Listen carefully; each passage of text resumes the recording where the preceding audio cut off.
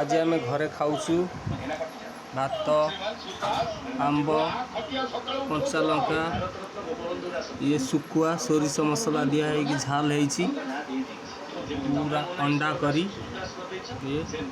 अंडा करी पोटल तरकारी मो पुआ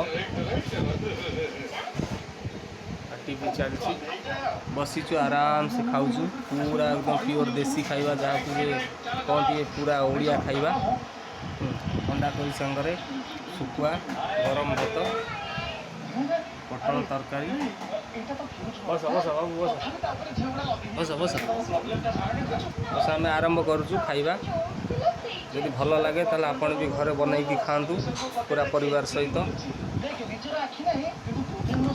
ये खाद्य बहुत कम मिले खाइबा सुखुआ फुकुआ ये सब